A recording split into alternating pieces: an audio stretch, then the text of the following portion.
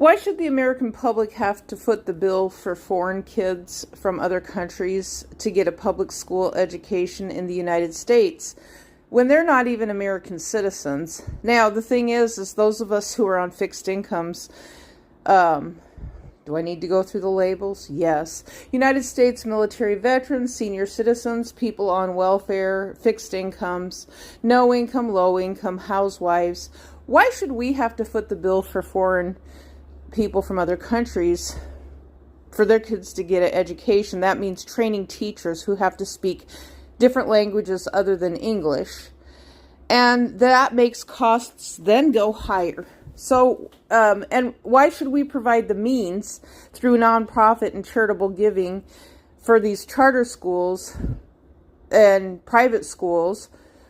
So then technically foreign language kids are getting a private school education. That's what they're getting, because if there's less of them coming into the United States, they're getting the equivalent of a private education. And this is another topic of discussion, a vertical, which people have talked about, that a lot of public school classrooms are very, very big. And a lot of people would like to send their kids to a private school so they have smaller classes. Now, a lot of the church schools have smaller classes because of the fact they place a limit on how many kids can actually go into the school, because they have a teacher to student ratio, and then they stop accepting people into the school. You know, why should we pay for that? I mean, that's mixed, that's intermingling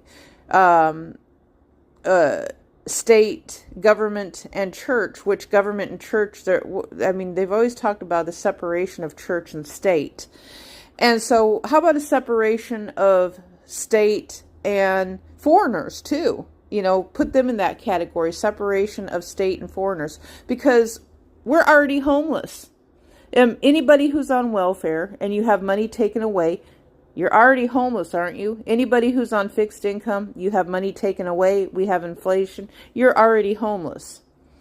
So the dollar can appear very, very strong at the top end, while the underlying economy is performing very, very poorly, because someone decided they wanted inflation to take place inside of the United States. They want the dollar to appear strong to other countries for some reason, but then they're actually hurting the underlying American public related to inflation and rising prices higher and higher, so people can't afford to live anyplace. This includes military, retired senior citizens, veterans, welfare, social services, fixed income. It affects everybody from what I see.